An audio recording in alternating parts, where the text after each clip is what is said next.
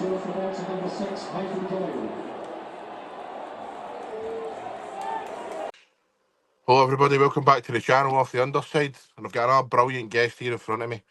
He's a very experienced Scottish footballer. He's been across the whole of Scotland. He's played for teams like Queen's Park, Hamilton, and he's now the captain of Cove Rangers. It's Mr. Mikey Doyle. How you doing, pal?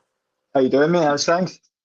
Aye, all good, mate, all good. Really excited to talk to you, man. Yeah. Like I say, you're the current Cove captain, so it's going to be good to get a wee bit of insight in the current game and that, because we talked to like, a lot of former players and that, mate. So really excited to hear about your career and how things are going and that. So aye. So how's life up at... What's that? No, on you go, mate. No, on you go. No, I was just going to say, how's life up at Cove the now anyway? No, listen, it's good. We've not had the best start to a season, but we didn't last season either. We ended up in the playoff final, so it's very early to judge. We're trying to still bring players in. We've got a lot of youth players, a lot of kids, young talent coming through. But just been hit with a couple of injuries and that as well at the start of the season. But you don't win anything at the start of the season, so there's plenty of time to pick it up. Definitely, mate. I have been watching a few videos and that on YouTube of your current performances, and I've seen a couple of interviews and that. And I think the young boys coming out of the squad, mate, they're in good hands with yourself, because you talk really well, and obviously the amount of experience you've got in that as well is it's untouchable. Do you know what I mean? So how do you find nurturing the new guys into the squad, and obviously the younger boys and that as well? No, listen, it's something that was done to me. Probably something that's going out of football nowadays is a lot of clubs are trying to go with the younger model, which means that the older guys get put at the door. And that's happened to me a couple of clubs when we go into my career and talk about it. But I think people forget that for these youth players to be successful, they need to learn that from experienced players who have been through it all, players that have had the bad days, the good days. So I just hope that the young guys pick up some of the stuff that I picked up after players I'd played with and growing up in kind of amateur football with my dad. Brilliant. And how is it working under Paul Hartley? Obviously played at the top level in Scotland, Celtic and Hearts and that. So how do you find him, mate? Listen, I know I've known Paul for 16 years now, I think. We were actually longer. I used to clean Paul's boots when I was a youth player at Celtic. And then when I left Kilmarnock, he put me at Alloa with a couple of great seasons together at Alloa. Hard good like cat and dog, because I was just one of the young guys. But as we got older, we bumped into each other. And then when I was continuing to play and things went one way or another, when I left Hamilton, then I had a wee knee injury. He phoned me up and says, "Listen, why don't you come up to Cove? I understand it's a bit of travelling, but we're full time and we like training. And I just think he'd be a great asset." I went up for a week, I enjoyed it. And he was like, "Well, listen, sign until January, see how you feel about the travelling." I enjoyed it that much. I think we won 8 out of 10 games my first couple of months. So when you're winning, you start to enjoy things. And to be honest, Paul just lets me be me. I'm a bit of a unique character in and out of the changing room, but he knows exactly what he's going to get off me. Brilliant. And what about the travelling then? How long is that each day? So we're at Cove full time, but they do like a hybrid model. So you've got guys that are full time, you've got boys that are the older kind of guys like your Fraser Fiveys, Mitch Megasons, guys that experienced players are part time, and I'm in a hybrid model. So they basically do it like a full time club, but they just flip it. So a normal full time club would train Monday morning, Tuesday morning, gym in the afternoon, a Tuesday, get a Wednesday off. Thursday morning they train, Thursday afternoon gym, and then train on a Friday morning.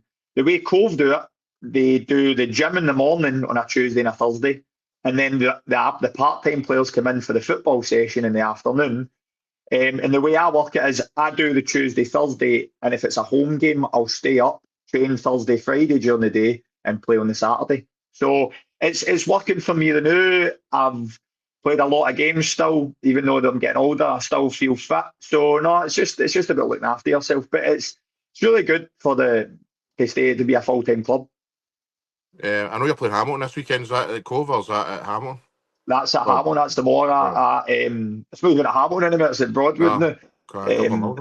On the TV, aye. So we play them tomorrow. Was it on the telly? That's on the telly, aye. Well, I'll be watching that then, man. Brilliant, mate. So, that's really good, man, that you're obviously getting to do that and stuff, and obviously the travelling's not affecting you too much and stuff, so that's good, I cover the way to do that. But let's get into your career, mate. So, give us a wee bit, mate, about growing up in that and when you first kicked a ball about and when you realised that you loved the game and you wanted to go and do it. Listen, I grew up in a council estate, five up. Me and my brother shared a bedroom, he was 6 years older than me, and we always had a ball in my hand. I didn't have like social media, and that wasn't a thing. Mobile phones weren't a thing. So you just kind of went out and kicked that ball about until somebody had to come and find you. We would play football off shop shuttles and everything, game of longies. I played with older kids as well. So we all just kind of played. So you kind of grow up fast when you're playing football like that. We used to steal the fences when building sites so we could build goals.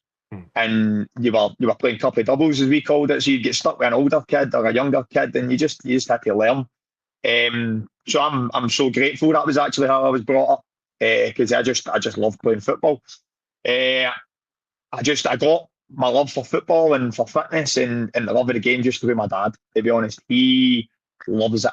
He still loves it. He'd get one knee and he would still try and play the new if he could. I say he's got both legs. He's just had a knee replacement. He's no one leg, but he that was his thing. He would take me to training since I was a young kid. That was the kind of his dad issue. I think my mother kicked me at the house would just send me with him. So I'd go to his training with him for a baby age, and then on a Saturday he'd take me to his football as well. Leave me in the motor while leaving into the pub after the game. But that was just how I was brought up.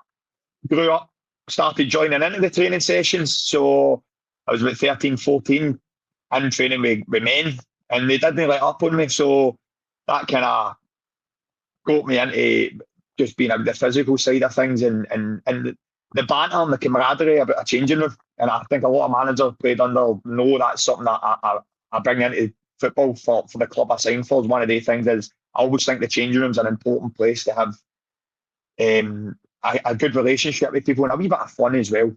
So I've always brought that, and that kind of started just kind of growing up with my dad. Aye, I mean, I was the exact same. Kicking a ball about constantly and that, and as you say, taking hands off building sites, but you don't see that anywhere. You just don't see kids playing football anymore. I love it. See, when I see kids playing football, and I sound dead old when I'm saying that, and I mean, I'm only 34, but because of the way things went so fast with social media and phones and academies, just taking kids at such a young age, and people always ask me about the academies, what do you think about my son? He's getting offered for here and offered for there, and I ask him, what age is your son? Oh, he's 8. And I go, listen, just let him play football. Just let him play football. Just let him enjoy it, because before you know it, if you keep forcing him to go to a club, or I'm not saying that you can't learn these things, because you'll learn technique, you'll learn all the ability in the world, but if you stop enjoying it, then kids won't want to play football anymore. So they need to enjoy it first. And when I do wee coaching sessions with academies and things, that I say the most important thing in football is fun. Everybody's going to make it as a professional football player, so just have fun. And I'm still having fun at this age. Brilliant, mate. Brilliant. So as you said earlier, mate, you started your career at Celtic, including Paul Hartley's boots and that. So how did that come about, mate, that you ended up there? Well, I was actually at Hamilton first. I was considering the way people's youth careers usually go when they sign at like 11 and 12. I was very late. I didn't think this was going to be a career. My dad knew nothing about pro youths, and even though my brother had started pro youths and he fell away from it when it was a kind of Y Scout was the way, I think a Y form was the way it worked before the academies came about. So I turned up for a game for Hamilton, just a trial game. I think I was 14 or 15. I played in one game and they just went, right, we want to sign him straight after the game. So I was thrust right into that. I wasn't as technically as good as everybody, but I was fitter than everybody, and I had just had that desire more than everybody, because I grew up, as I said earlier, with my dad and kind of getting thrown about a wee bit in training.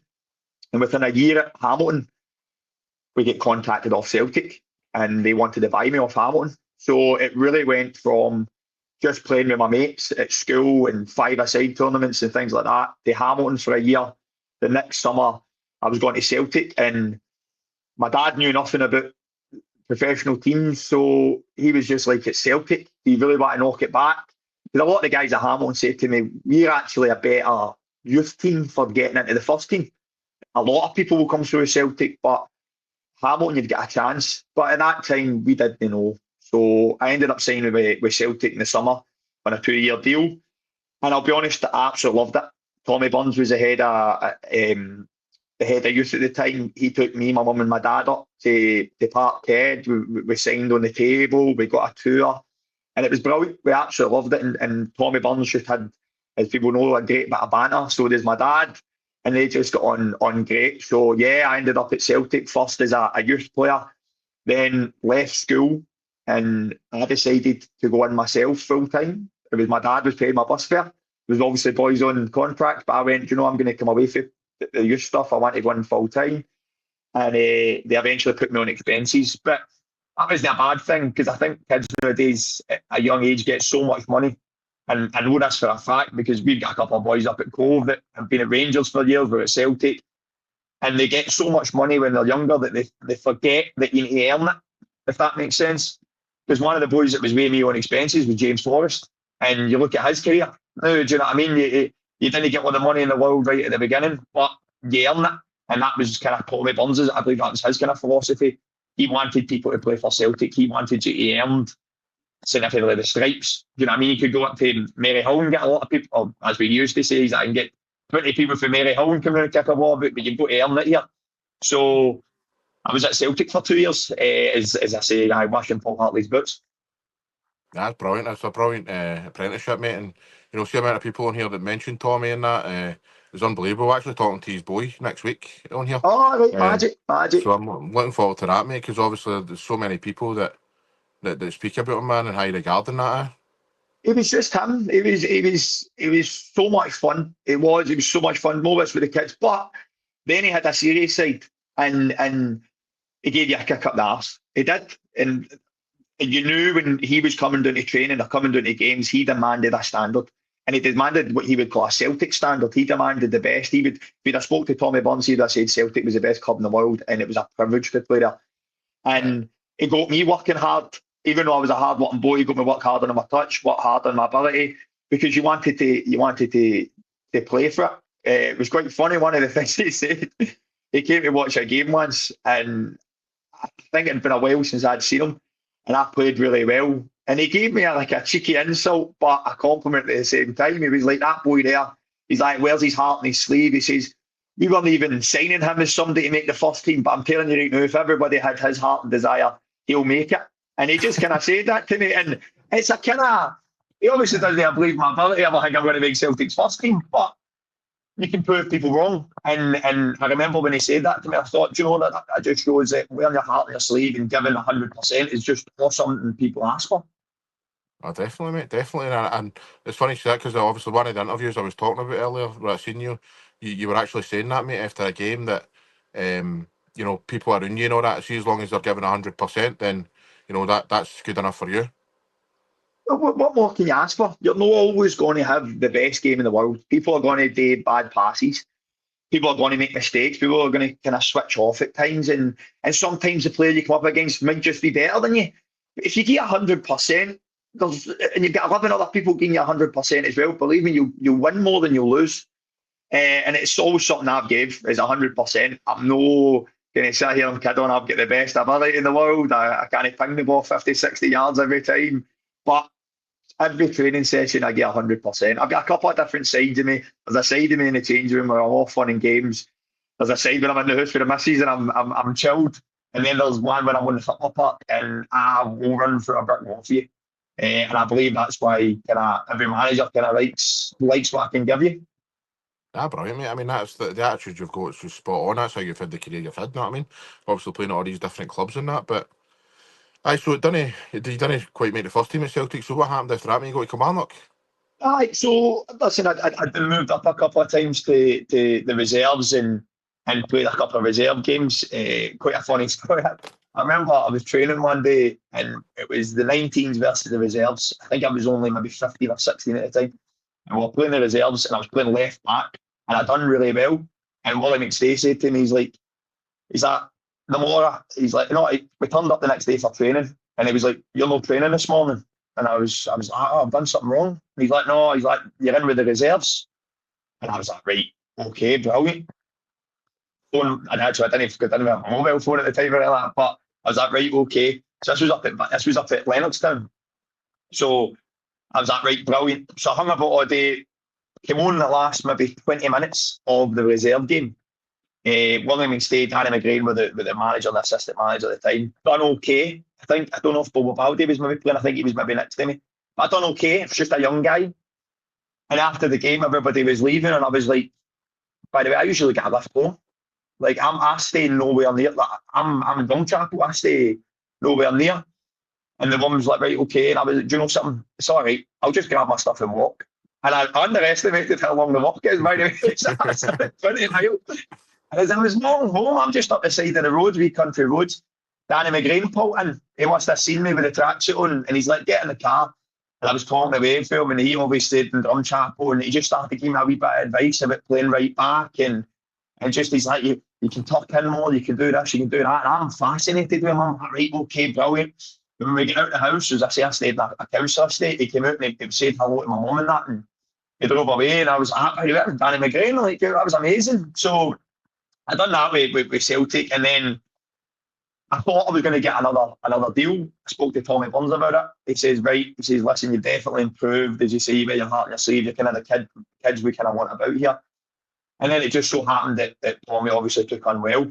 And before the end of the season, Chris McCarthy came in, and he just wanted to bring in put his own stamp on the place. That's not saying that I'd have stayed there because Tommy Burns was just there, but I was obviously told that not to worry about it, things will get sorted.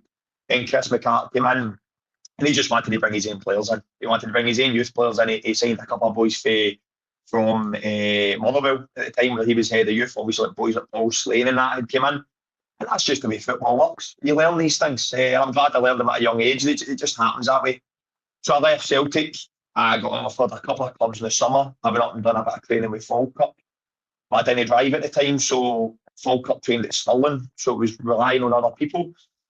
And then Kilmarnock gave me a wee phone, and they trained at Maryhill at the science parks at the time. And I was like, do you know, for travelling wise and getting there, and obviously still a Premier League club, I ended up at Kilmarnock.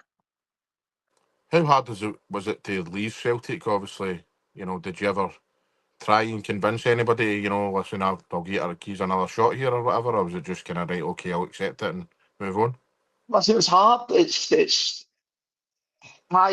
hard at the time because the second year, especially the first year, was hard because I was flung into obviously Celtic, and the way it used to work is you used to get for the under 15s, and then it was under 17s, and then under 19s.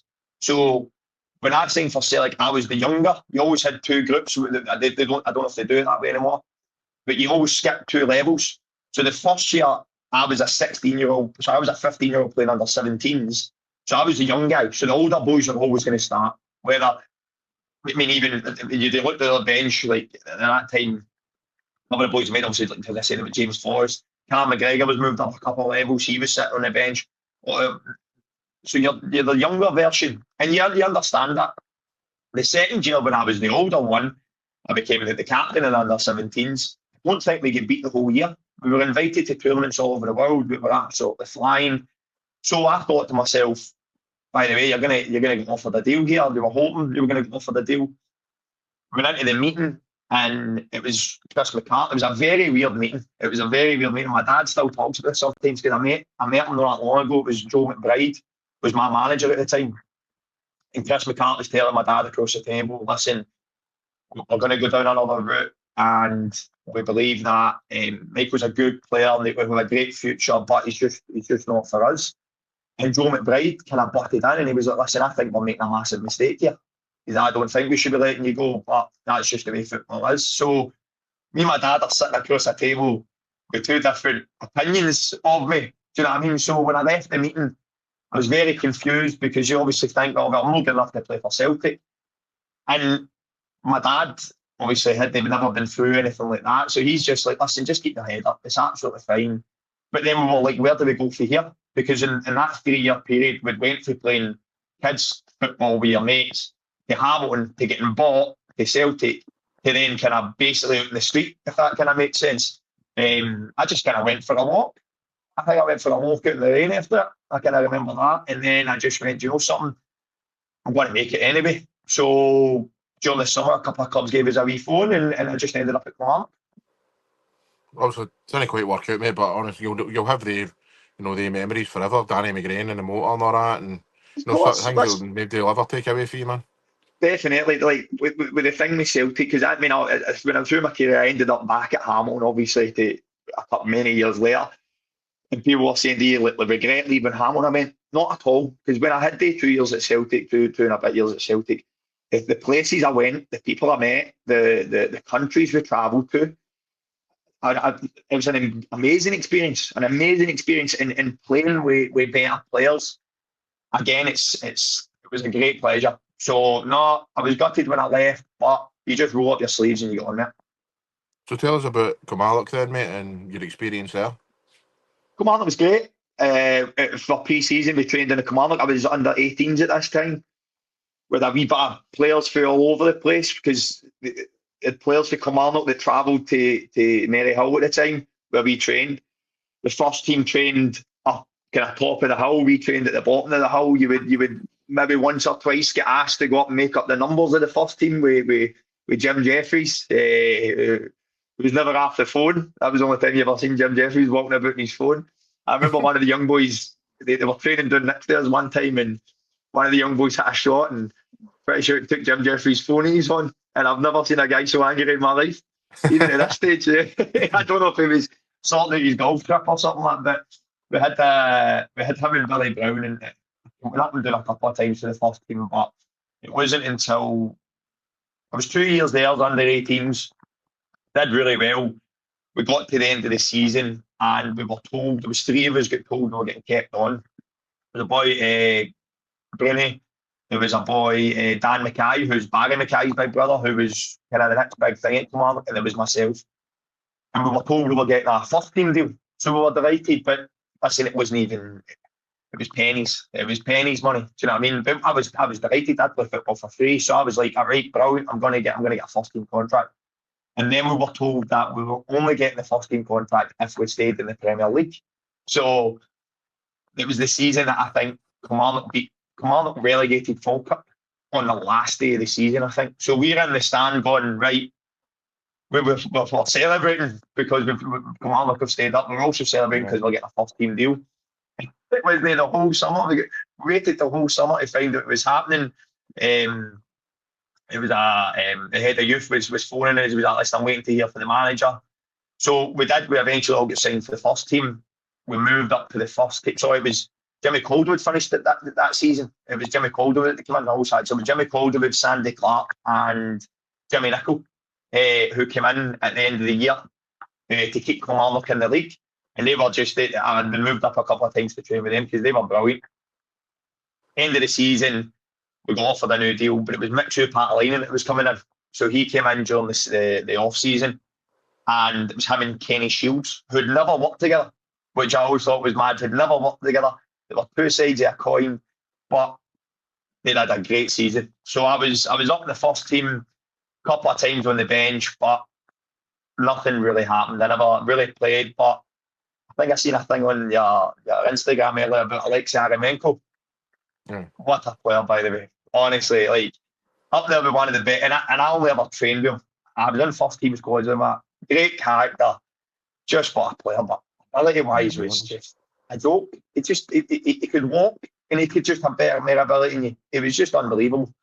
So you're training with these players, and I always used to I used to mark these players in training, which she thought was a very bit of an insult, because I was this young guy marking me. But in my head, I'm going, if I want to get better, I want to be a player against the best. He was the best player on the team. It was him or the boy kind of made it out, and training were unbelievable. So I would literally man mark them, which they hated, as you can imagine, because it's a young boy following you about. But I always thought, they're the best. I want to compete against the best. So I learned so much. We got to Christmas time, and I went in and spoke to Mitchell Patalainen. He gave me a great bit of advice that was like, you need to go and play. He's like, I can keep you here to the end of the season, but you need to go and play. He's like, and I know you're a player that wants to play, because what's the point in training all the time if you don't play? I mean, again, I think that's something that a lot of young boys who sit on the bench for like Premier League clubs, get out and play.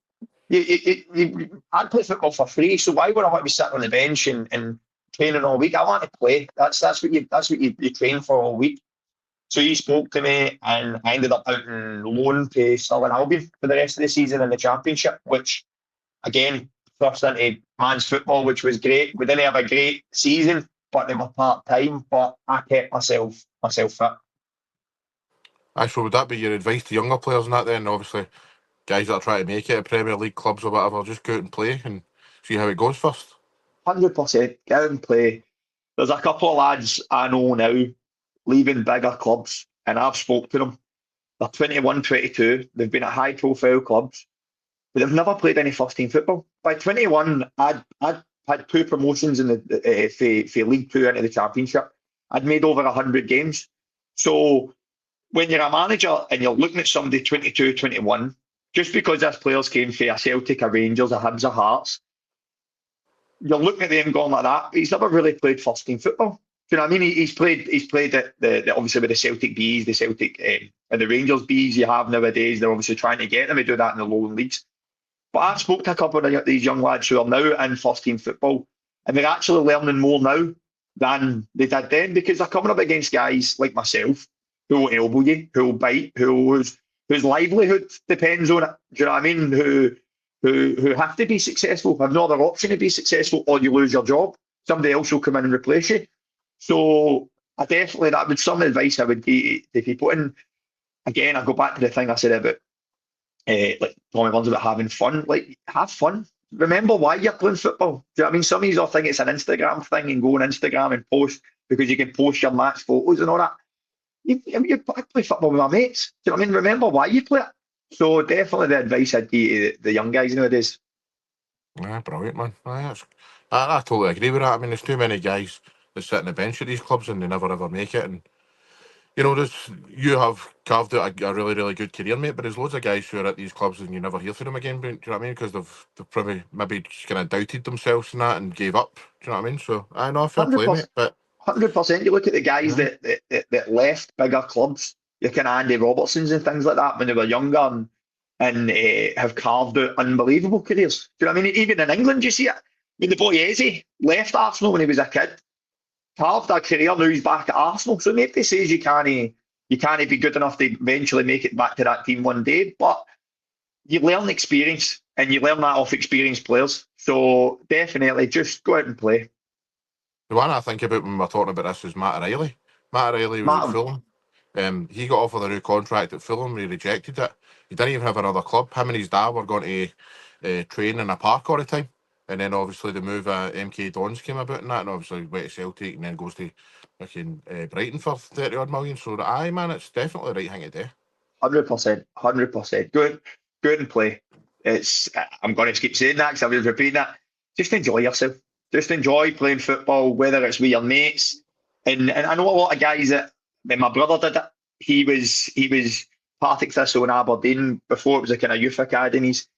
And he just get fed up and he just decided, you know, and I think he told my dad, he's like, I want to go play with my mates. I want to just enjoy playing football. And he did, he went and enjoyed playing football. And I don't think he regrets it. I think my dad maybe regrets it because he thinks he could have pushed him a wee bit harder. But as I say, my dad was just a working man and he didn't know really a lot of thing about professional game.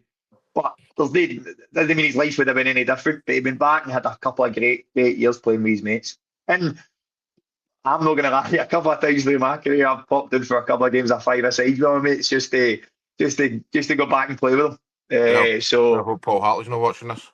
Listen, he doesn't mind, I tell him. So you were at Kilmarnock, mate, and that came to an end. You ended up going to Alloa and had a very successful period there, mate. So how did that come about that you left Kilmarnock? Was that another hard decision then? So, as I said, I was on loan to Stirling Albion. We eventually by the end of the season they get relegated, but they were a part-time team in that league.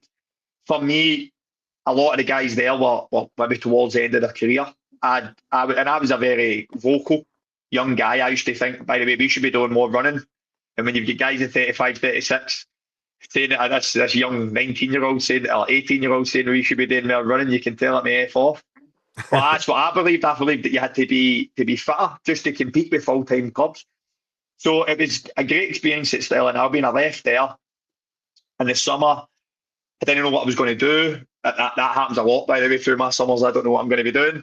But I ended up getting a phone call off Paul Hartley, who had spoke to the boy Alex McQueen, who was the physio at Kilmarnock at the time, who had me. Spoke very highly of me. Paul couldn't remember me for Celtic because I used to clean his boots. But he said, listen, we're having an open trial game at Alloa if you want to come up. I was like, right, okay. Said to my dad, I was like, do you know how to get to Alloa? I jump in the motor. Motor broke down on the way there, which is quite a common story with my dad's cars. We ended up having to get somebody to come and pick us up. I think I turned up 5 minutes before kickoff. Right, you're playing left back. And I'm not a left back, by the way. I'm a right back centre half. He's like, you're playing left back. Played the game, done really well. Went in after the game and he just said, listen, we want to sign you. I didn't realise that everybody else there was out of contract. Paul Hartley built a team, that Alloa team, with only one signed player who was on a long-term injury. That whole team was put together in that summer. And it just so happened that it was a great team. It was it was boys with great personalities, boys that worked hard. We ran with there's a guy, Tam Ritchie, who Paul Hartley brought from Hearts. He'd worked with him at Hearts for years. And Tam came in, and Tam was an old school. There was sports sciences come into the game nowadays, but Tam was an old school, we're going to run. Right? He would openly admit to you, didn't know anything about football. Well, he's that, but no, I know stuff about running. He was Scottish marathon champion when he was younger. And he's like, on a Tuesday, we are going to run. He says, 25 minutes maximum, 30 seconds on, 30 seconds off, different kind of runs. He says, after that, you can go and play football. And at first, we hated it. Then we grew to love it. We absolutely grew to love it because we started winning. And we started winning games at like 90th minute. And it started just showing you that you can compete with all these teams. We won that league. We got promoted.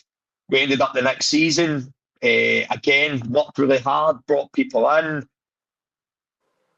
And Hartley had this thing that I thought was genius. What he would do when he was coming up the leagues is he would look into the league that you've just come out of and pick the best players that he thought could strengthen you. So he would go, we've just won the league with arguably the best squad. And in that squad, by the way, we took Stevie May on loan. We had Scott Bain in goals. So we had a lot of young guys as well who went on and done really well.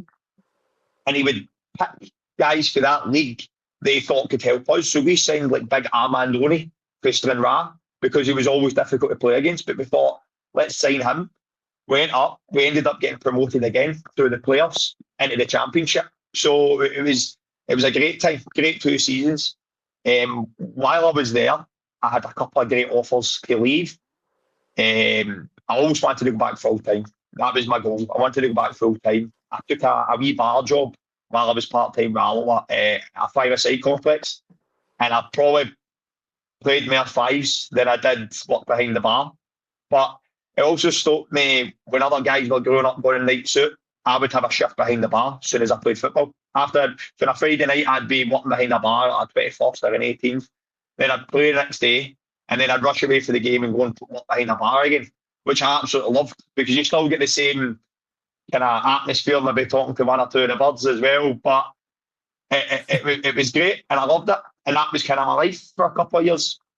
And then I got a couple of offers coming in. And then I didn't realise, and I don't know if you know, this thing about compensation comes into factor. So I was still under 23, but a couple of the teams just didn't want to play the compensation with me. And I loved playing with Hartley anyway. I really did. I didn't have an agent. I was doing everything myself. So I didn't know that you're supposed to negotiate deals. I would just sign the first offer that he offered me because I just loved playing football. I'm getting paid for something I would probably pay to do. Ended up the next season, by Christmas time, I think Hartley left. I believe it was Barry Smith that came in or Danny Lennon that came in. Absolutely loved us as well. We stayed up on the last day of the season, which was fantastic. And staying up was such a big thing for Alloa because I think Hibs, Hearts and Rangers were coming into the league the next year. So for a part-time team like Alloa to be in a league with A3 and the travelling fans is just so profitable for the club. and you get a chance to compete against the best players, which I've obviously said earlier, that's what I love to do. I love competing against the best because you want to know how good you are. They were coming into the league. We stayed in the league by the skin of our teeth on the through the playoffs, which was brilliant. And leading up to the next season, I was over 23, so no compensation was needed. I had it in my head, I'm like, right, I'm going to leave. I had a couple of offers. I ended up playing at a charity match. This is where maybe my kind of thought goes out. It doesn't work in my favour. Played a charity match and ended up twisting my knee in the charity match. So behold, I got a phone call off a guy that was kind of helping my dad, and I was offered to go down to Portsmouth the next week, which I couldn't do. I couldn't go down. But Danny Lennon gave us a phone. He was a manager at Alloa at the time. He says, listen, come in and do your prehab with us. I went in, done my prehab with them, ended up signing till January with them. Danny lost his job, and it was actually Jack Ross that came in. And I loved working under Jack Ross as well. I was there until I'd signed a contract until January, which Jack Ross didn't know about. So I think we'd played St Mirren on the Saturday, and Jack came in after the game, and he was like, a couple of guys are asking for you outside. I was talking to him. He's like, what? And I said, oh, I'm leaving. I've had a couple of offers to go to other couple of teams and that. And he's like, what do you mean? I think it was the game before. I said, next week's my last game. I've had a couple of offers. And he's like, I can't believe this. I didn't know this, blah, blah, blah. So also, that was pretty a funny thing to find out for a manager that one of your players that plays all the time is leaving the next week because he's had a couple of offers. So I ended up leaving Alloa, which I absolutely loved, by the way. I loved the fans. I loved everything about my time at Alloa. We were really successful for a part-time club. And you only need to look at the managers that's come through Alloa, how high they went, the players that came through Alloa. Just a cracking run club. And I'm so glad that that's where I went with my first kind of part-time club, because they were run like a first-time club. They really were. Everybody in the club is still there. And eventually, through my career, I went back and won there, and it was still the same people there running the club, but also the same kit man. We packed the kit man. It would run through a brick wall for you. People in the pie stalls and that still remembered you. Pictures on the wall. Absolutely love the place. Honestly, I absolutely love the place. Aye, that's the clubs you really love, isn't it, man? The ones that are just family orientated and it's all the same people and all that, man. Definitely. And the fans were so understanding. See, we were playing against big companies. Listen, later through my career, I went to clubs with the fans weren't so understanding, but Alloa was one of the clubs where the fans were just 100% behind you. They were 100% behind you, whether you win, lose or draw, whether it's raining, it's sunny, it didn't matter. Do you know what I mean? You would have 50 people travelling away up to Elgin and things like that. And it's just amazing. It was fantastic. And they're still like that. I still get such a warm reception when I go back there to play against them. They give me a wee bit of abuse now and again, but I don't mind that. You'll always get that. There'll always be a portion of fans like that when the ex-players go back and all that, innit? I know, you just smile. You just smile, and they love that. They'll smile back, and it's a wee bit of banter. There's nothing wrong with that.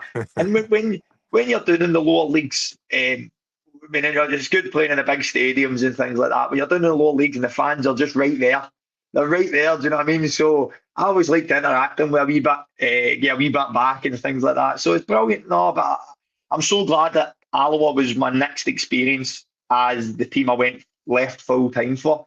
One, because it was so well run. And Paul Hartley, that obviously went on to amazing things when he left to go to Dundee and things like that. Boy, Tam Ritchie, Paddy, all these guys that had been in full time football, and we were just a good, hard working group, and it worked. It worked, and I believe Alloa have still kept that model going. But so see, when you at the end of Alloa, then you're saying Jack Ross, was that when you were at the end then? Did you leave after you do that? I was hopeful leaving in the summer. Ended up that happened to me. I went back to Alloa. I started playing. Jack Ross came in, who was fantastic. His whole philosophy and the way he worked was brilliant. So was Danny as well. Absolutely brilliant. Loved playing football. I went, getting into the January time, I was leaving. I'd had a phone call off Cork over on Ireland. By this time, I'd kind of sorted out an agent to help me. He told me I was going over to Cork. So I ended up over in Cork for a week. Loved it. They offered me a deal. I was like, right, okay, let's kind of sort things out. So I've always wanted it. I've not done it yet, but I've always wanted to play somewhere different. Try something. Do you know what I mean? Try a different country, try a different experience. It's just not happened that way. maybe might happen. You never know. I'm hoping to play for as long as I can, so it can still happen. But I went over to Cork in Ireland. Absolutely loved it. The night before I was going to sign, my agent phoned me and he's like, "Have you signed yet?" And I was like, "No." He's like, "St Johnstone want to sign you." I was like, "St Johnstone Premier League?" And he's like, "Aye." He's like, "They want to sign you to at least to the end of the season."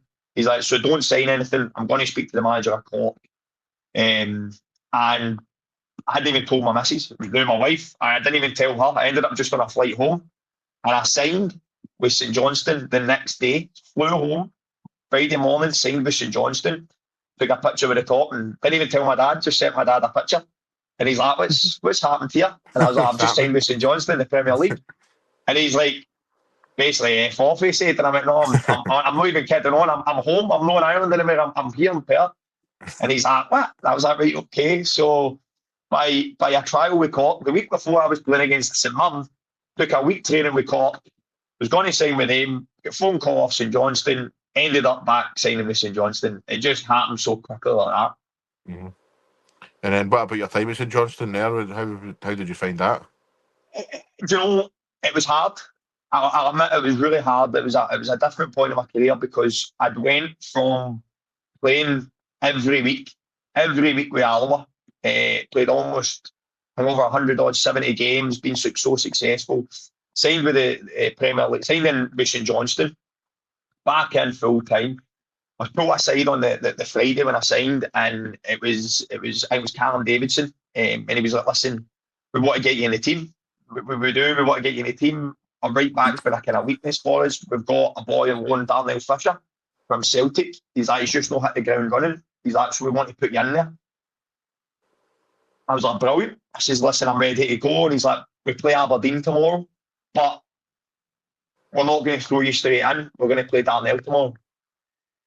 Football's all about luck. Darnell ended up having an absolute magnificent game, and he did for the next 8 or 9 games. He was he was brilliant. He was really good, and I'm just going. I'm getting kept at the team by somebody who's playing really well. St Johnstone ended up winning. They were just picking up points left, right, and centre. They finished third that year, but it was a hard experience for me because I just wanted to play. I went for playing all the time. Same with St Johnstone. I only made 2 appearances there, and both of them were 5-minute cameos at the end of the game. One against Aberdeen and one against Celtic. I actually done really well when I came on against Celtic, but it was 5 minutes. Do you know what I mean? I played in every reserve game that was offered. I played in every game. I done running after training myself because I knew that if you work hard enough, then things will turn. By the end of the season, Tommy Wright put. By the way, I was banging on Tommy Wright. He must have get sick of me because, as I say, I'm quite an open guy. I was banging on his door, going like, "Right, am I getting a chance? Am I getting a chance? Am I getting a chance?" And he was like, "Well, listen, we're going to try and get you in." But that's just, and I don't blame Tommy Wright for that because the team done really well when you finished third in the league. So it was just I loved playing. By the end of the season, Tommy Wright was like, "Listen, keep your phone on." He says, "I've spoke to Jim Duffy at Morton, and Jim Duffy at Morton really wants to talk to you." So I was like, "Right, okay." We were actually on a presentation night at St Johnstone, and Jim Duffy gave me a wee phone, which was brilliant. He gave me a wee phone, and he just said, "Listen, we want you down at Morton. We sort things out." And I was like, "Right, okay." And we took the whole summer talking back and forward. I was away on holiday with my missus, and we eventually got it sorted, and I ended up at Morton. Right. Was it just was it a no-brainer then? Just something you just wanted to go for because you knew you'd maybe play all the time and that as well? Of course, listen, and I thought I'm going to play in Morton's across the bridge for me. Do you know what I mean? I'd spent all that time travelling up and down to Perth. When I signed for St Johnstone, I was driving this wee Fiat thing, right? Lucky if it had 2 wheels, never mind 4. Right? So I drove my way up and I was driving up and down, and I always remember this big Chris Sutton came after me over me after training. He's like, "Doyle, where are you from?" And it's hard to. John Sutton doesn't speak like Chris, by the way. John's quite hard to understand sometimes. She's, where are you staying? I says, I'm from Drumchapel. And he's like, I stay in the West End. He's like, "Do you mind if I come in with you on the way home?" I'm like, "Of course." So I'm thinking to myself, right, I'm not in the state of this motor. So he jumped in the motor on the way home, it broke down, didn't it? And I'm like, "John, listen." Motors, man? No, me, my dad. My dad, I listen, know, but the first one, he didn't even drive. I know. You're walking away So from to get Celtic Rangers, and then all these years later, mate, all these I goals are all know, I Brendan. know, I know. That's just the way I'm. So I've ended up. I was like, hey, John, I was like, listen, you're really getting pushed. And he's like, what? I was like, I'm only kidding on. I was like, I'll get it started, got it started. And while I was there, I spoke to my dad about, listen, I'm going to need a better motor for driving up and down to here. We ended up buying an Audi, which I ended up selling to him actually after I was done with it. But that was really good. And I ended up, I was just across the bridge at Morton, so it was closer to home as well, which was brilliant. And I read a wee bit up on Jim Duffy, just kind of read up on him, read up his kind of career. And when I signed, it was brilliant. It was really good down at Morton, young squad, and it was a no-brainer. It really was. It was they were championship. It was at that time, and it was brilliant. We had a great first season, especially, which Jim had this thing where he wanted to build a camaraderie in the changing room, and that was what he looked at first. The results of that were second, but he loved a good changing room because, as I say, I think he knew a good changing room. You'll gain more points that way. You'll have boys that will stick up for each other. So he loved us all being together and maybe having one or two nights out together. So that was brilliant. That first season at Morton, we finished fourth in the playoff championship place, and we got to the semi final of the League Cup against Aberdeen, which was brilliant. Yeah, superb, mate. So that was a good move then. Obviously, you must have been delighted just to get back playing all the time as well. But Oh, definitely, definitely. It was brilliant, and being back, and I always go back to like my dad coming to my games as well. Do you know what I mean? When I had that, as I say, when I left Cork and went back to St Johnstone, I'm sending this photo of my dad saying, listen, I'm signing with St Johnstone, and he's that brilliant. It couldn't come to any of the games because I was never playing. Do you know what I mean? I was always on the bench, but when I got back playing and he's back in the crowd and things like that, and we're arguing after games on the way home about I should have done this and I should have done that. I could have won 3-0 scored a hat trick, but he'll tell me exactly what I did wrong.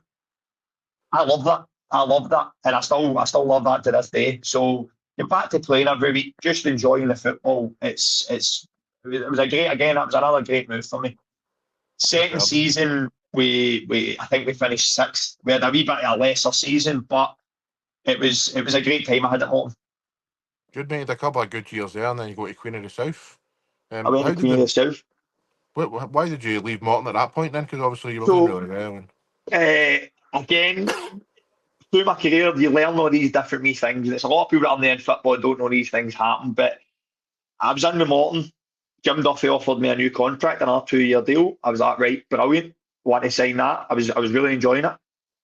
Ends up that Jim got the sack after the last game. We'd all been offered these deals. There was about 5 or 6 years got offered contracts. He got the sack after, I think, our last game. Don't know why that was, but Jim was obviously, we'd finished fourth the season before, we'd finished sixth or seventh the season after. But it wasn't, it was a hard league to be in. Do you know what I mean? It was as hard as it is now. You don't know where you're going to finish. So he ended up getting a sack after the last day. So again, I was kind of in the wilderness in the summer. Didn't know if my contract was still there. We didn't have a manager at the time. So I went away travelling with my missus. We did a couple of countries during that summer. My missus hates this every summer when I've not got a club because I'm always on the phone and seeing who's leading a player. And I'd kind of spoke to my agent at the time. I was like, what's happening? He was like, I think Ray McKinnon's coming in. And I was like, right, okay. Like, brilliant. Ended up Ray McKinnon came in. Just got a phone call off Ray saying that I wasn't the player he was looking for. He was just wanting to bring his own players in. Again, something I'd learned when I was younger. This happens. You just kind of pick yourself up, dust yourself off. That summer, I'll get invited down to a game at Queen of the South, and I played centre half, played really well. And after the game, I got offered a deal. Wasn't the deal I wanted, so I believe I played in another game. I played really well again, and it just so happened that the chairman was like, "Right, okay, how far are we apart here?" And I said I wanted this. He offered this, and we were back and forward. And I ended up signing with Queen of the South. And my year at Queen of the South, I know you had Stephen Dobie on a couple of weeks ago. My year I had at Queen of the South was probably one of my most enjoyable years. And we avoided relegation, by the way, just for the playoffs. But for the people I met, the fun we had, the football that was played up until Stephen Dobie got injured was probably one of my funnest years in football. And these are still friends I speak to these days, and a couple of them came to my wedding during the summer there. I had a great time at Queen of the South. That's mad, but in Italy and all the promotions and all that, and all these things you've done, and then the year that you're fighting relegation, that is one of your best. It's one of your most enjoyable. It's mad, and I believe it's only because of the changing room.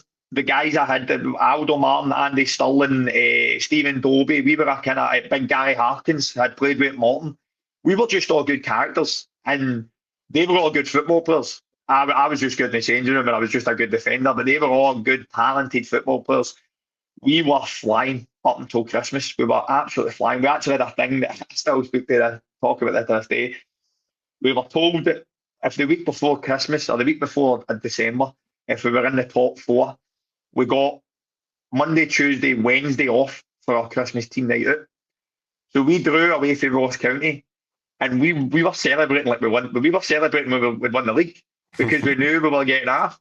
We walked into the changing room and we booked Benidorm on the way home. That was our Christmas team night out. We booked Benidorm.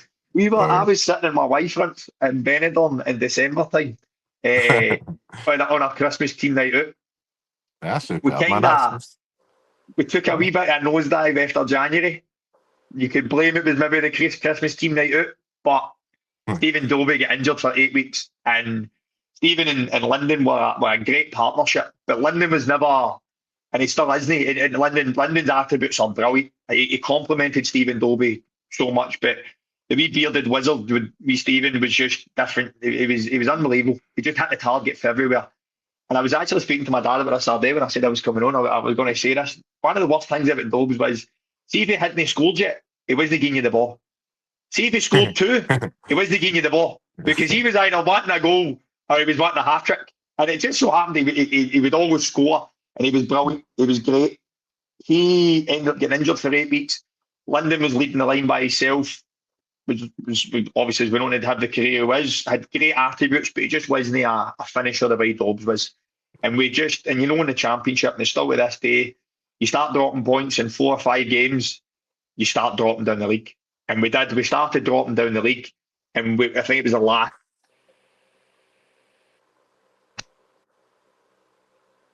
playoffs to get relegated. And unfortunately, Gary Naismith lost his job that day, and Alan Johnson came in. You're back to Dobie, but you're no scoring the amount of goals that he scored, mate. If you're not like, shooting every single time and trying to score as much as possible, are you? No, listen, I'm saying that as a kind of jokey way. Like, I know. Dobbs was the career Dobbs had getting into the Premier League, and at that time he was 37, I think. I played with him, and he just hit the target. Trying to defend against him in league games it was a nightmare. And as I said, I'm pointing out, I love defending against people who are good because that's how I test myself. He would always hit the target. Just always hit the target. He would yard and hit. He wouldn't even look up. He'd know where the target was. And he caused defenders that season absolute havoc. He really did. When he was fit, he caused absolute havoc.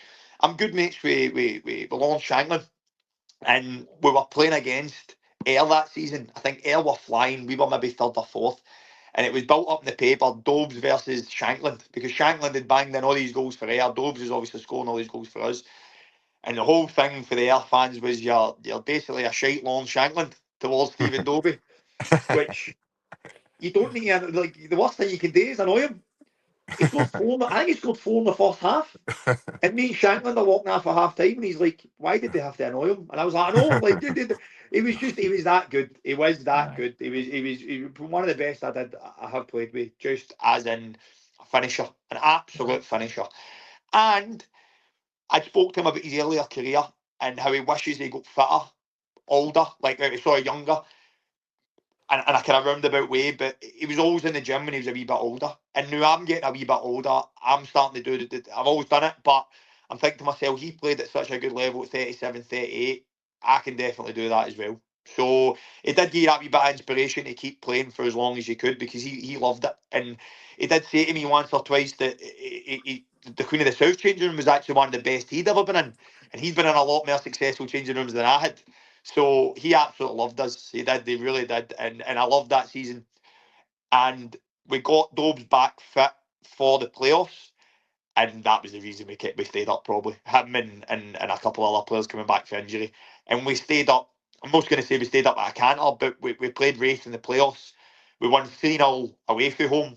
And I think we drew 0-0 at home. So we were definitely a team that should have stayed up. We just had that wee spell where we kind of failed in the league a wee bit. Aye. Stephen did mention that on the pod that he absolutely loved his time there and he loves the club and all that. So, aye, mate. But so you were only there a year, as you say, and then you ended up moving on to Falkirk. So I moved how on did to that come about? Falkirk. Aye, so a couple of the guys, as I say, Alan Johnson came in at the end of the season. Dobbs had another year. Alan phoned me up and he's like, it's so funny because Alan Johnson actually was one of the players I played with at Kilmarnock when I was a young boy. So he came in at Queen of the South, which stayed in the league. He'd phoned me up in the summer. He's like, listen, I'm needing to let a few people go, but you're definitely one I want to keep. I want to keep you in the same money. I was on a really good deal there. It came into my head. I was like, I want to try something new. I want to try something new. I want to try something out the country. And I'd heard that a couple of them other players that I'd played with, a couple of my friends, Andy Still and Aldo Martin, and that hadn't been offered new deals. So they were leaving. Dobbs was phoning me, wanted me to stay, and I was like, right, but I kind of want to try to see what's out there. I do. So I actually ended up down at York. I was down for York for a couple of days. Spoke to their manager. They offered me a deal. Came back up the road, thinking about the deal, and just in such a roundabout way, and this is how mad football is, Ray McKinnon phoned me up. Same Ray McKinnon that had released me for Morton. He's now the Falkirk manager. He phoned me up and he's like, listen, I want to sign you for Falkirk. And I was like, right, okay. Spoke to my dad about it, spoke about the kind of York deal, which would have been a great experience. Knew the kind of level at the time it was down at National League. But Falkirk, you only need to drive up to Falkirk Stadium to know that they're a bigger club than the league they were in. Do you know what I mean? I'm delighted they're back in the Premier League now because I ended up signing with them in League One. We were getting 4,000-5,000 fans to games in that stadium. Do you know what I mean? And it was great. So Ray McKinnon signed me, and I love. Well, I'm going to say I love my team at every club, but when in at Falkirk, really enjoyed the place. We were doing well. We were second in the league behind Raith Rovers, who had more experience than us in that league, which for me comes into factor. They've been in that league for a while now. They're trying to get themselves out of it. Not every team comes straight down and straight back up. We were second in the league at the time, but just the way pressure happens at bigger clubs, Ray McKinnon ended up losing his job come, I believe, just at the end of January. At that time, but a weird scenario, they brought in Lee Miller and Dave McCracken, who were two players who had previously played with the Cubs, fan favourites. They'd come in, we'd get an initial spark off of them, but then COVID kicked in. And I believe we were 8 points behind Raith Rovers with 2 games in hand, 2 home games in hand, and we still had to play them at our stadium, which we'd already beat them at. So we were thinking to ourselves, we've got a great chance of winning this league. We were just a couple of games behind because of weather.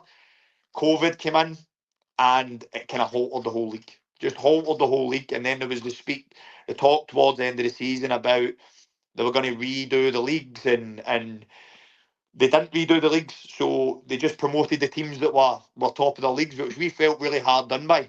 We weren't the only team that season that was really hard done by. I think it was Partick Thistle they got a lot hard done by than us, but that was a tough one to take because I firmly believe if we'd have kept that season going, we would have went into the championship again. At Falkirk, I had a 2-year deal. The second year on the basis that we got promoted. So I'd spent that whole time during COVID that if this rejig was happening, we were going up into the next league anyway, so that counted on my deal. So I was sitting there thinking I had a new deal for the next season. As I imagine a lot of the guys during COVID, a lot of Zoom calls, a lot of these things. I was on a Friday night playing a quiz with my family and I got a phone call off Lee Miller and he told me that I wasn't getting another year on my deal and they were stopping the furlough basically because we were all getting followed. And I was a bit confused because I was like, well, we've not decided what league we're in yet. We don't know what league we're in yet, so I don't know what's happening here because I still believe I'm on another year's deal. Phoned my agent, he went, no, you're still on another year. Couple of weeks went by, the leagues ended up getting rejigged. They wanted to stay on, they wanted to bring in their own people. Again, learnt that way. I feel that managers that have never worked with me kind of just dismiss me a wee bit, whereas managers that have worked with me kind of want to keep me because they know I bring it to the changing room and to on the park. So again, I'd learnt that lesson before. Coming towards the end of the COVID, I ended up getting a phone call off Ray McKinnon again at Queen's Park. He's now at Queen's Park at this point. So he phoned me up and he's like, what are you thinking? Who have you been offered by? He's like, I know you'll have a couple of offers. He's like, what do you think about Queen's Park? He's like, we're full time. He says, a lot of money's coming into the club. We're doing this. We're building a training ground. We're doing this. He's like, I know it's League Two. He's like, I know it's a wee bit below where you want to be. He's like, but we're signing a lot of experienced players and we want to just go up the leagues as fast as we can. He's like, and money wise, he's like, I know that teams like Falkirk, all these teams who relied on a crowd being there for their budget, he's like, we're not relying on that. He says, so I can offer you similar to what you're on at Falkirk. He's like, what do you think? And I was like, give me a couple of days. And then I phoned the back. And I was like, right, I think it'd be a great move. I want to be a part of something. I'd done it with Alloa when I went up the leagues. I thought it'd be great to be part of that. Ended up at Queen's Park, which was great as well. Mate, you've been so unlucky in your career with these sort of things, but so lucky in the other sense that something that keeps coming along. Do you know what I mean? Because of the player you're on that, but like it's just so frustrating that I mean, obviously you're going to know much better than me, mate. But like all these guys that come in and I want my own. Why do you want your own guys? If there's guys already at the club that are professional and they're good enough to play for the team and they're committed and all that, why is it you need to bring in your own guys? I know, but again, I've probably been that guy that other managers have brought in as well. Do you know what I mean? Like, I don't know, maybe when Ray McKinnon was when he took Falkirk before I went there, he maybe released a few guys in the summer and they was wanting to bring me in, and it's just football. There's nothing personal. I never take anything personal that way. It's a hard life. I've started to learn that a wee bit older when I've done my coaching badges, and I'm learning a wee bit off Hartley now as well. It's just the way it has to be. I get it. Football's about luck. It's absolutely about luck. Sometimes you could have the best couple of months of your life, and the right person could be watching at that time, and they'll never forget about you, and you could end up with a great move where you just get the opportunity. Sometimes you don't get the opportunity, but it doesn't mean you put your head down. I'm from a working background. You work away at it, and you hope that good fortune turns your way. And again, through the summer, ended up at Queen's Park, which was a great journey with Ray McKinnon. We ended up winning the League Two. We never get beat. But the boys he signed were seasoned pros that he wasn't just signing for our league, he was signing for the other leagues as well. He had a height to go into the championship. So he'd signed me, signed Simon Murray, Grant Gillespie, Peter Grant, Bob McHugh, who'd played with Motherwell, Lou Longridge, all these experienced players who'd played at higher levels, some in the Premier League, were now at Queen's Park, ready for this journey. And we all just kind of clicked. And we won the league. I mean, it was a shorter season that season. I think we only played maybe 20 odd games. But we were undefeated up until we won the league. So we won the league with them. Ended up in the summer. I thought to myself, I've got 2 years. I ended up getting player of the season for the league. So I had a brilliant season at Queen's Park. A brilliant season. I won player of the league, PFA player of the league, which probably, I'll be honest, it's probably because no fans were there. Nobody actually came and watched me that season. They probably just gave it to, I was captain, so they just gave it to a guy, which I'm all right with. Do you know what I mean? I've got a trophy, so it's all right. So I get player of the league. I had another year at Queen's Park, and it kind of changed through the summer because Ray left. Queen's Park were making different changes to what was happening at the club. With people coming in above Ray, and I don't think this is just my opinion. I don't think Ray liked that because Ray had put this team together. Don't think he wanted to know what was getting told to do. That's just my opinion, by the way. And they started making changes through the summer. So Laurie Ellis, who was raised number 2, he obviously said, listen, I'm keeping you on, you're going to be my club captain, we're moving into this new training ground. All the boys are staying, so we still had the same team. We started off with this new philosophy about playing for the back, and it looked good. I was club captain at the time, and I'm quite opinionated, and I just thought, it's really good playing for the back. It's really nice. Everybody plays for the back. I was like, but if we don't want to play in their half, like, I don't get it. The further we stay for your goal, the closer we stay to their goal. Is that no where mistake? It means if we make mistakes, we're still 50 yards for your goal. Do you know what I mean? It looked good. And I brought that up to the manager at the time. I was like, can we not do things in their half? And he brought that in, and up until Christmas, I think we were about 3rd or 4th in the league. Laurie ended up losing his job. At this point, they were going this kind of Dutch philosophy. They brought a guy in, Marijn, in, who at first I got on really well with. I get on really well with. He had this philosophy about kids and learning, playing football the right way, and I get that. But then it kind of changed a wee bit, where he stepped into the role of being manager, and I went to a couple of his meetings with the kids coaches and all that, and everything he was saying was brilliant. It was good, but it was based more towards kids football, about learning and cognitive tests on the computer and all these kind of things. And me being club captain, I kind of said to him a few times, I said, I know, like, he had us firing cannons at a computer screen as a cognitive test. So you'd done this cognitive test for 2 or 3 years, and I'd explain to him, I said, listen, some of the older guys have got kids. I said, they don't have 2 or 3 years to get home and sit on a computer. Do you know what I mean? Like, we've got the best job in the world, I'm not taking that away, but... Jesus. And then I'd go to one of his meetings, and he would explain that it doesn't really work with older people. And I'm going, well, why are the first team doing it? Why are we doing it? So we were kind of falling out of the league a wee bit. We were falling down the league a wee bit, and we had a couple of meetings about it. And Marian's whole philosophy, which was good, he didn't like crossing the ball. He didn't want you crossing the ball for wide areas. He wanted you into, and I was going, we're playing at Partick Thistle's ground. This season was dug up.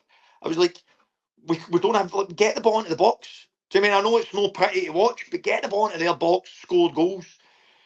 We kind of butted heads a wee bit that kind of way, because I had this thing where he thought it was about development, and I thought it's about results.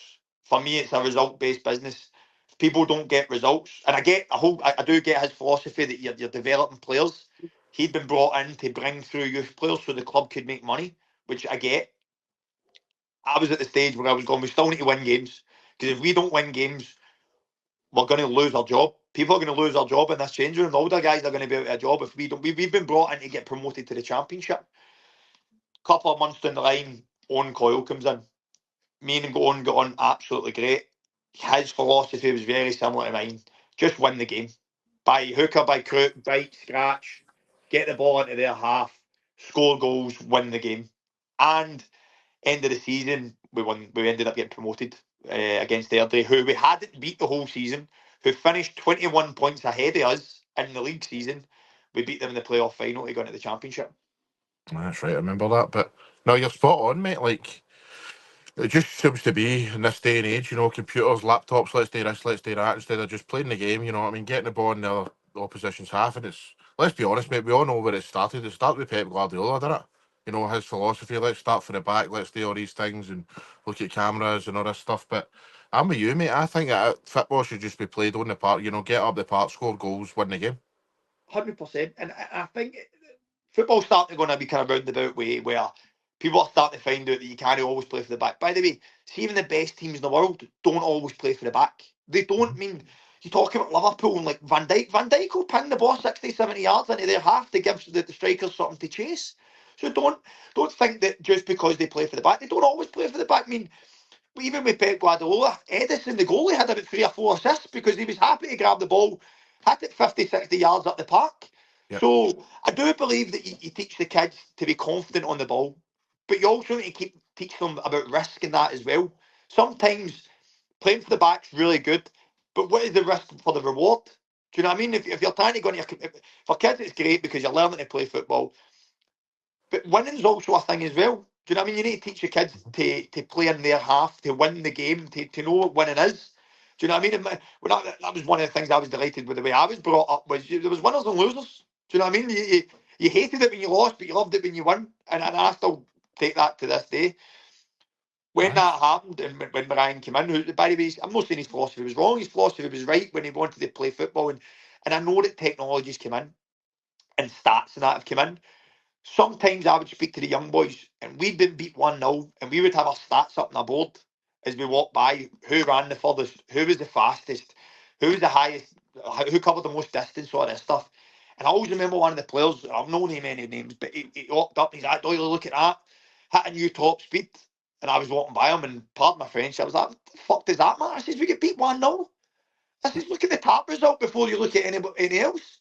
Like, again, in pre-season, you look at these things and you've had a new top speed, but we just get beat 1-0. I couldn't care. I couldn't care. Like, if I had a striker that never moved but scored a hat-trick, I could not care less. And this is where sports science comes in a wee bit sometimes. And I remember speaking, because I've got a personal training degree as well, where I had a wee bit where a kind of sports scientist who was a bit young, Bob McHugh had scored a hat-trick at the weekend. Or two, maybe one, definitely more than one, but he scored 2 or 3. And after the training, I'm walking in. Sports scientists telling Bob McHugh he needs to do high distance sprints on a Monday. And I was like, why? And he's like, no, he didn't hit his top speed on the Saturday. And I went, he's got a hat trick. I says, what happens if he injures his hamstring here right now?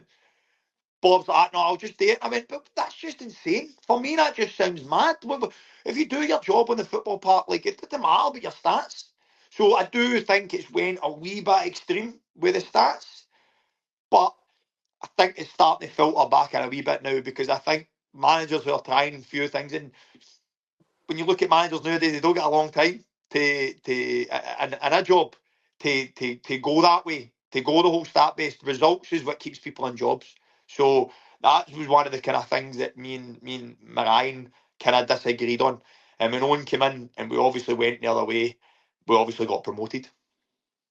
Listen, mate, I'm not saying the stats are a bad thing in that either. You know, you can gauge what you're getting out of people and that. But I'm with you again. You know, you get a Bob McHugh up front, all you want him to do is stick the ball in the back of the net. Fuck if he's running back or no or whatever. The defender's job is to defend. You know, and personally, like I hope that some manager shows a bit of balls and brings back 4-4-2. Let's just go for it. You know, let the defenders defend, let the midfielders create things, let strikers score goals.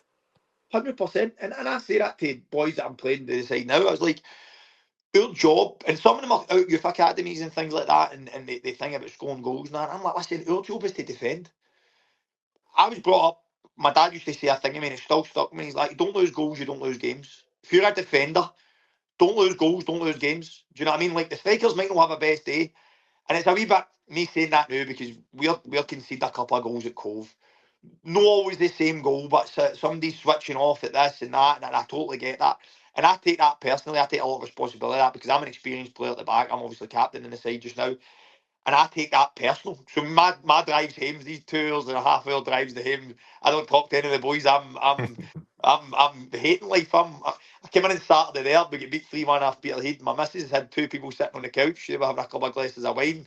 And I just walked right by them. Like, I'm a lovely guy and I'm all fun. But she knows when I've been beat, I take things so, especially when I get older now, I take things personal because I think first I do a thing where self-ownership, what could I have done better? Do you know what I mean? And then I look at some of the young guys, and for me, training's a massive thing. If you're willing to lose goals in training, then it doesn't mean anything for you on a Saturday. So when I train, I lose my shit at all the players because I want to keep a clean sheet in training. I don't want to lose at anything because it will then filter into Saturday. That if you don't get beat off the team people you train with, that will lead into a Saturday. You'll know that people you don't know beat you. So I definitely think that's something that needs to come back into the game, especially at the youth teams. I really do. And we're signing a lot of youth players, but they say they're learning a lot more now when they've left youth academies, being in first team football. I mean, again, totally agree, with you, man. I mean, I love players like yourself, mate, that take it personally and that because I think it's probably out a style now because of the way you need to treat kids and you know, younger guys and all that now and stuff. But you know, you look at all the winners, mate, over the years. They've all been guys like yourself that you know that fucking take it personally and don't want to get beat and just don't care about your own kind of. Obviously, you do care about your own performance, but the main thing is the team wins. Million percent. I mean, I know I've got a lot of opinions, and I'm not shy of saying things. That was just the way I was brought up. Kind of brought up in a kind of council estate. I always remember my year with I think it was my first year with Paul Hartley at Alloa. It was the first time I've experienced this. Me and Paul used to argue every half time. Like, he would go through me every half time. Winning, losing, he would just come in. So much so that some of the other guys are looking at me like, right, don't say it now, because you know he's going to come in and say something to you. So I always had that wee chip on my shoulder. And I think it's just when your dad brings you up saying, always defend yourself. Do you know what I mean? Always stick up for yourself.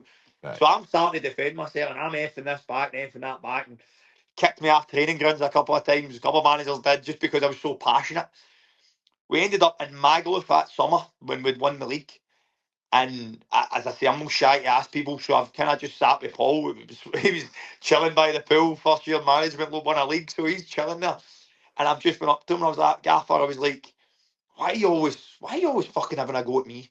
What is the reason? I need to know. And he just went like, because you can take it. He says, I know you can take it. He says, I know I can get the best out of you by doing that. He says, I know I can get you angry. And he's like, I know you can take it. And I just sat there and I went, 100%. I totally get it. I totally get it. That was just his management. But there was boys who couldn't do that way. And you knew there was boys who couldn't do that way. And as it's starting to go through football, there's more and more kids going the other way where you can't criticise them. I mean, as I said earlier, my dad criticises me when we win. And I'm 34 now, coming up to 600 games. He still criticises me. Do you know what I mean? To the point that we all end up fisticuffing outside the motor. So, the motor and broke. do Did you know I what I have a mean? point Like, now? Is that all right at that point? so they just kids nowadays. What was that? Sorry. Nah, just says the motor broke. Didn't at that point? Or was it all right at that point? No. We're driving my motor now, right? So that was my thing. All my motors are nice motors now, right? No letting in any of his. So much so that when he uses my motor, I go, don't fucking let that break down. But I think it's more him than it is the car. I'm going to be 100% honest. But more and more kids nowadays have never been criticised, so they think that it's okay that I get it, the way things are going with society and that. But sometimes they need to be criticised. They need to learn that somebody needs to kick you up the arse. Do you know what I mean? Because when you get into first team football, as I pointed out, it's a result based business. People start losing their jobs. People do start losing their jobs, whether it's managers, whether it's players coming in to replace other people, which doesn't happen in youth team football because you're there to learn. Whereas when you get into a first team, managers don't last as long as they do, so they start losing their job. So they start criticising players. Ends up that the players take it to heart. And I always say, listen, never take anything to heart. They're playing you. And that's what I kind of learned off Paul Hartley that time. It doesn't mean it for me to take it to heart because he plays me every week. Do you know what I mean? He plays me. So if he actually thought that bad about me, he wouldn't play me. So that's something I try to teach the young kids nowadays when I give them a kick up the arse. It's no because I want you to be the best that you possibly can. Yep. When you're not doing that, I'm going to tell you you're not, because that's how I learned. So it's nothing personal. And I hope that comes back into football, especially in Scottish football for the kind of youth players here. Thing is, mate, it's like I had that as well. I was working in a warehouse. When I was a young boy at that age, and I had a guy that was on me all the time, and I had the exact same experience, mate. You know what I mean? It's like, so it's in every walk of life. I just went up to him one day. I was like, what is your problem with me? Why is it you keep doing it? And he just went, because I know that I know you can do better, and I know that I'm trying to make you be the best you can be. You know what I mean? It was because I know you've got it, sort of thing. Do you know what I mean? And go to it in a warehouse, you know what I mean? But you know what I mean? But like, no, I knew you were going to say that. See, when you were saying the Paul Hartley thing, and that's I do rate Paul Hartley. Obviously, he's played at the top level and that. So I knew you were going to say the fact that he rated you and the fact that you could take it and that because he wanted to get the best out of you. 100%. Do you know what I mean? Like managers sign you because they want the best they can out of players. But as I say, with the youth that's coming through the day, they really they need to learn that really fast. They do. They need to really, because the youth academies. I mean, I used to do shifts as you were talking about warehouse and things like that. My dad would take me onto the building site with him sometimes to do a couple of shifts, and he would be like, "By the way, is this where you want to be? Is this what you want to be doing? You want to be working on a building site?"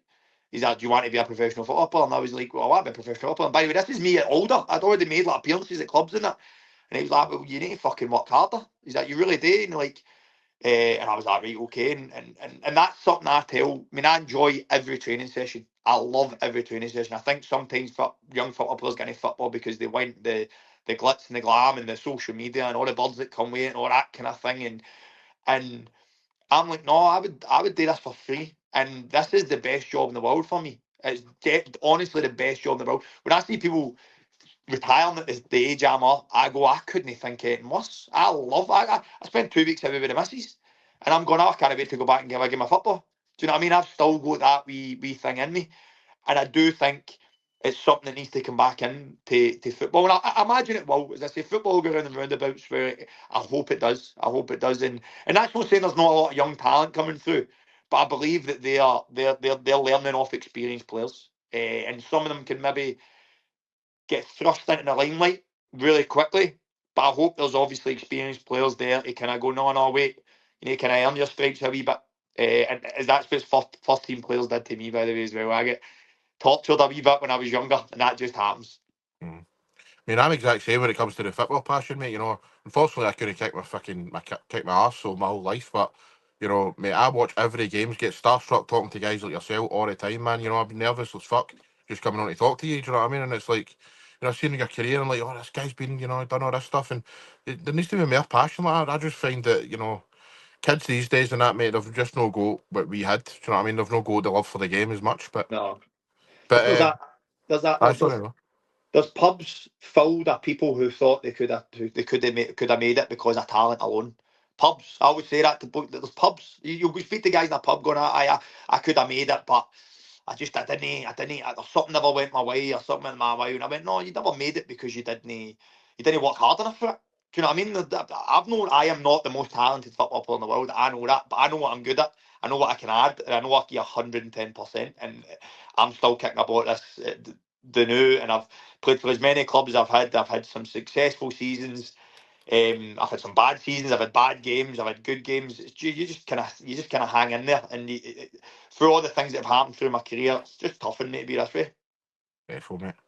We better march home, mate, because I've still got a couple of Sorry, things I mate. want to talk to you about. But I know I can talk shite for days. By the way, I no, I'm apologise. just conscious of taking up all your time, mate. So you've got a big game tomorrow, you know what I mean? So, No, I don't worry about it. again, mate, full circle, you're back to Hamilton after that, after your time at So Queen's Park, man. I thought that things that had happened in football had all happened. I've been through it. I've pointed out all the things that have happened in all the summers and all that, and ups and downs, and then Queen's Park happened. Leaving Queen's Park was just that, and leaving Hamilton, my next one, was just some of the things that happened. I'm going, what the hell? It's just football. Queen's Park, we'd been promoted. I was club captain. We'd done so well. Me, boy Tommy Robson, who's one of my good mates now, really good mate. We ended up, me, him, and one of the physios ended up booking Magaluf that night, the night we got promoted, right? So we've ended up away at Magaluf, ended up in Marbella for a couple of days. Owen Coyles phoned me. He's like, listen, when you're way back, he's like, just need you to pop into the stadium. I was like, right, no worries. I was like, I'm here with Tommy Robson. He's like, I'll bring Tommy in as well. Right, okay. Mrs. came and picked us up from Edinburgh Airport. Right, we've just came back from Magaluf. Had a great couple of days. Marbella, sorry, had a great couple of days. You can imagine what we're like, right? We're in this wee mini, this wee Corsa getting drove home. Pulled up at Hampden. Tommy's went up first. He came back down. He's like, no, I've got another year. I was like, brilliant. He's like, you have to go up. So I went away up and I'm sitting there and Owen Coyles across the table and he's like, listen, Doyle, unfortunately we're not going to offer you another deal. And I'm like, what? He's like, oh, listen, and it was a weird one. He was like, it was the strangest meeting. He was like, a couple of decisions were made before I was here. He's like, but the club are going down this kind of different route where they're kind of going a more youth route. And I'm like, right, okay. No, I don't have any more questions to ask. It was kind of weird conversation between me and him because I knew he liked me and he relied on me and things like that. So I stood up and I was like, listen, no hard feelings. I gave him a cuddle. And I was like, listen, no hard feelings. He was kind of, he's like, but listen, in a couple of weeks, if nothing's going your way, I'm going to give you a phone and we'll see what happens. And I went, listen, it's all right. You don't need to tell me. It's absolutely fine. So I left, and as I'm walking down the stairs, talking to people when I'm leaving, they're like, you kidding on? Even Tommy Robson, he's like, you kidding on? And I was like, no, I've just not been offered a new deal. And he's like, what the fuck is happening? He's like, what are you talking about? I went, no. He's like, are you kidding on? I was like, I'm telling you right now, I'm leaving, that's it, it's done. And I was like, it was just mad. I left them and I was like, me and my missus were going on a holiday the next week and she was like, that's mad, isn't it? And I was like, I know, but it's just football. It just happens that way. Like, they were going down this route of youth. They wanted this youth where they, and I don't know if it was true, but a lot of emails were apparently sent out that they weren't signing players under the age of 25 because they wanted that kind of youth. I don't know. Again, I don't know if that's true. They wanted to go down this youth route because they felt it was a way to sell on players to bring more money into the club. But then my fact was, who did the young players learn most of? The experienced players. You had players like me, Louis Longridge. We drove training every day. We would kick each other.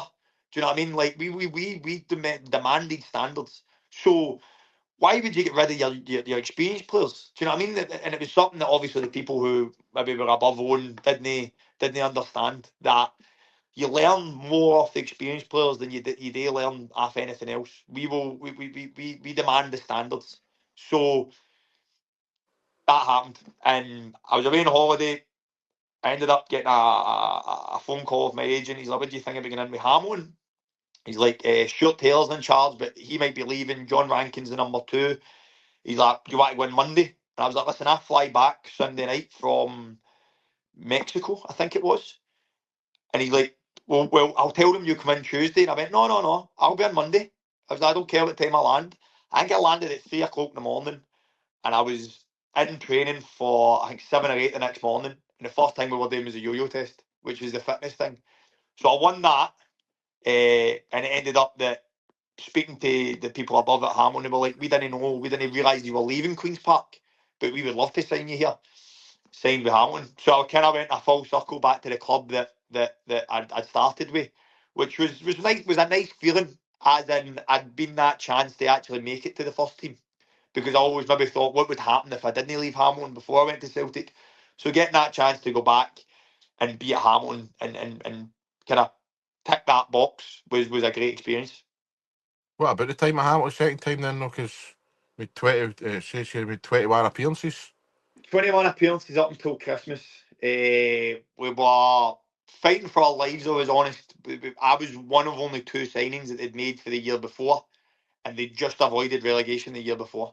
So you're adding to a team that was kind of fighting. Do you know what I mean? So, but the boys were brilliant. The changing room was magnificent. John Rankin totally got me, totally got my sense of humour, kind of let me be me. And at that point, I thought I was done with the madness that could happen in football. Genuinely thought I was done with it. And this is going to sound like the softest fucking podcast you've ever had in your life. We played Arbroath away. We were doing 10 men. I went into centre half, done really well. Played the next week against Ayr, I think. Didn't have my best game. Just didn't have my best game. It happens. I'm out walking the dog on the Monday or Tuesday. Just out walking one of my dogs. And I got a phone call off my agent. And he's like, is that John Rankin spoke to you? And I was like, no. He's like, listen, I've just had a phone call off Peterhead and Edinburgh saying that you've been added to the loan list. And I was like, I played on Saturday. I said, I played every game. I don't know what you're talking about.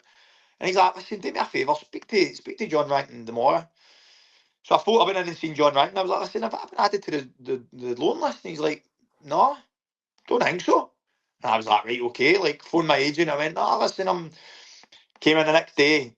John's like, no, you've been added to the loan list. We want to send you out on loan. We don't think you're going to play here anymore.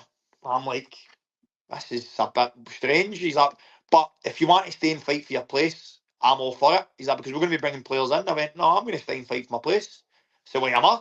It doesn't matter who you're bringing in my position. I get it. We need to bring better players in. We're fighting at the bottom of the league. I get it, but I'll fight for my place. Came in on the Thursday, and he basically just said to me, he went, nah, he's like, you're not going to get a chance to fight for your place. You're going to have to go on loan. 31, 32 at this time. I was an experienced pro. I went, right, okay. Phoned my agent. I went, right, time at Hamilton's done. Whether it's don't think it's John, whether the people upstairs are just not having me anymore. I need to go out and play. Where's one? Phone call off Brian Rice, who'd been at Hamilton before. He was the Alloa manager at the time. Had a couple more offers, and he went, "How do you fancy coming back to Alloa? We're playing Falkirk on Tuesday night. Do you want to come?" And I was like, 100%. I was like, back to Alloa, full circle again. Love the club. Get back there. So I ended up out on loan at Alloa until the end of the season. We finished. Hamilton never done any better without me, by the way. They finished second bottom in the league.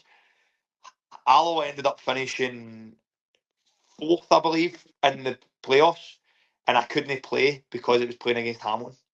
So I couldn't play the game, and it ended up that I think Alloa won 1-0 the first game, and ended up getting beat the second game because they get people sent off. And I definitely think I'd have made a difference if I was allowed to play, but I just wasn't allowed to play. So that was how I ended my career with Alloa and Hamilton that season. That is just mad again. You made a It's just difference. mad, mate, isn't it? It's crazy, mate. It's when people see you kind of bounce around a lot of clubs, people kind of think, "Oh, I must know about it." Then when you actually see the way it happens, you're like, there's a lot you need to put up with. I know my wife's dad, he's a fireman. He was a fireman for 30 odd years. And when he finds out like all these things that happen, he goes, "This is mad. Like, you genuinely wouldn't know these things unless you'd seen somebody go through it." Do you know what I mean? Everybody thinks it's all rosy and all that stuff. And I was like, well, that's just, it's football. There's people went through worse scenarios than that. I'm still here kicking a ball about. It is football, mate, but there is some fucking people out there who spend fucking every minute of their career at one club. You know what I mean? It was Yeah. fucking, but it's just mad how yours is all turned out. Like managers getting the sack as soon as you walked in the door and all that. It's just mad. But like, It's luck in football, just the way it is. Mm. You just need to roll up your sleeves and go, mate. But you're doing well, mate. So obviously you're back at Cove now. How did the move to Cove come about? Paul Hartley just phone you, aye? So I ended up in with Cove towards the end of my season with Alloa, training with them, done well. Decided I still what champion. I'm championship standard player, lower Premier League, playing the Premier League as well. I thought to myself, I backed myself. I was like, but no, I definitely know I'm good enough. So Cove were obviously they'd been relegated that year with Hamilton. They'd finished bottom. So I thought to myself, I'm wanting to go back to full time down here. Definitely back myself. Ended up phoning Dougie Emery in at Morton. Asked if I could come in and train. Went in, trained, done well. Played a bounce game away to Annan, and I was on the park 60 seconds, and their big striker landed on my knee. Ended up dislocating my kneecap. And it was just a freak accident. It was just an absolute freak accident. The pressure on my knee popped my knee out. My foot was lying this way, my knee was lying that. I was 32 at the time. I'm lying on the ground and I'm looking at my leg and and I'd be lying if I didn't start thinking to myself, by the way, this is really bad. This is a badging. Whereas the whole game got abandoned. Started putting me in gas and air. Took the doctors 3 tries to get my knee back into place. My dad drove all the way down to Annan to get me in the hospital. Dougie Emery was brilliant, absolutely magnificent with me. Fucking hell, mate. I remember that time. That was you, man. Jesus, I Aye, that remember was that. me. Aye. That was me. Dislocated kneecap. It was just a horror show. So my dad came into the doctor's thing, and he's basically like, "Listen, is that will I be able to play again? Like, is that something that's going to pop in and out all the time because it's dislocated?" And the doctor went, "No." He's like, "Listen, it's a freak accident." He's like, "We just hope that no ligament's been damaged. Everything's just popped back into place. It wasn't a twist, wasn't a turn." I have so much respect for Dougie Emery because he took me to the hospital and the doctors, and me and Dougie used to play against each other, and he kicked the living shit out of me, and I kicked the living shit out of him, and we played against each other, and you would think Dougie had this hard hysteria, which he does, you know what I mean, he's mad, but he was absolutely magnificent with me. It came with me in the back of the hospital, the back of the ambulance.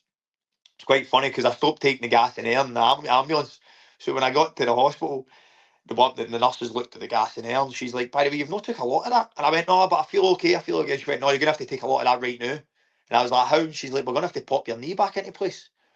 I was like, "What?"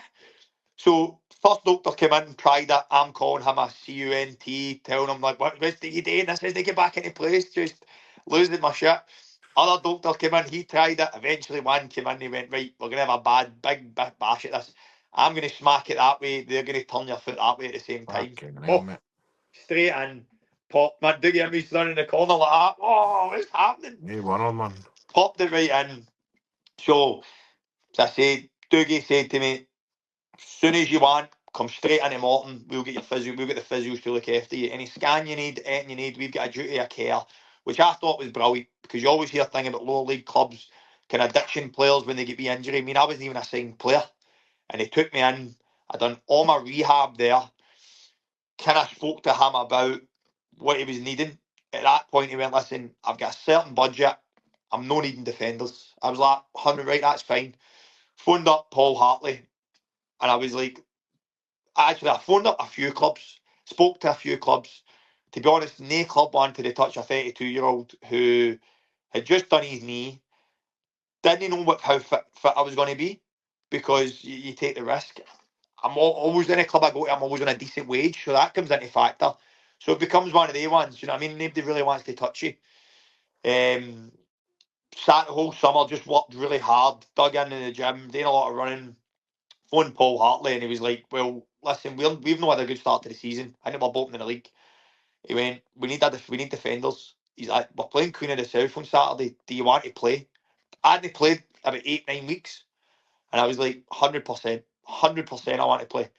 Went down, played the full 90 minutes. We won 1-0.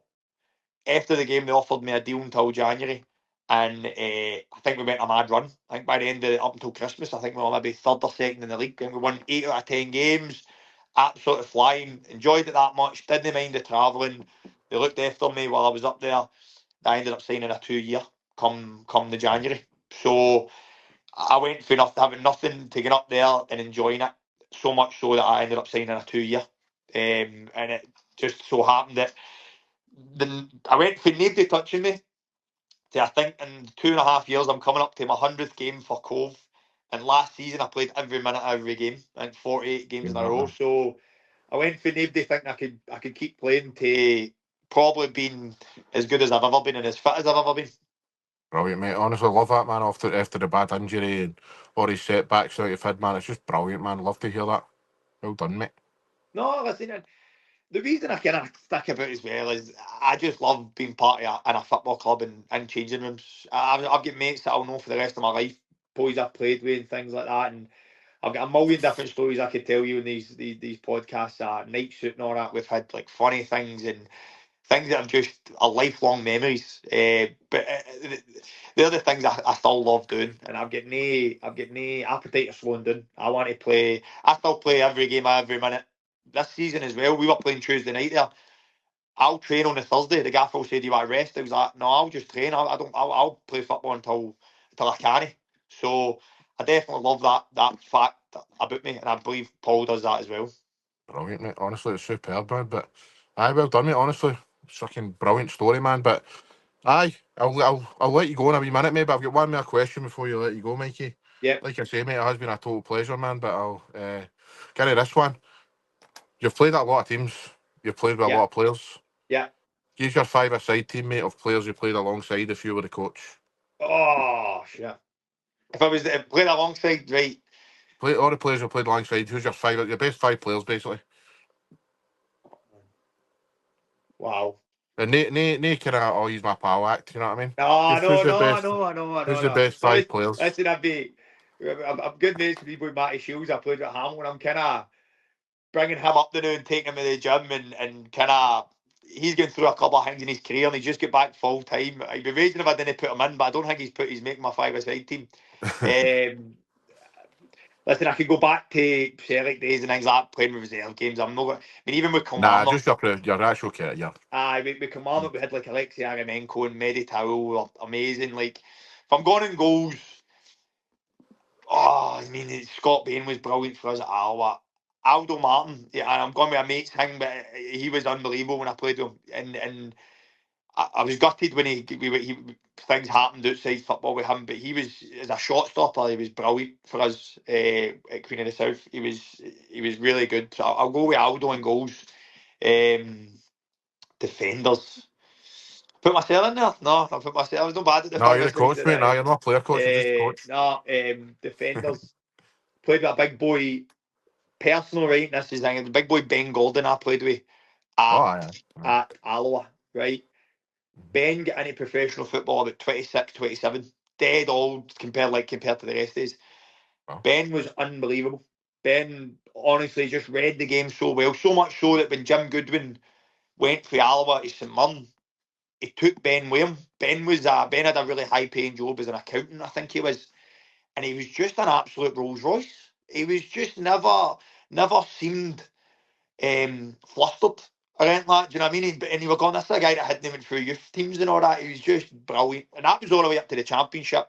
Then to St Mirren. I don't think he had an amazing time at St Mirren, but maybe a wee bit older when he went there. But if he'd have got him at 25, 26, he was unbelievable. Midfielders. Oh, shit. Wow. Midfielders. Fuck.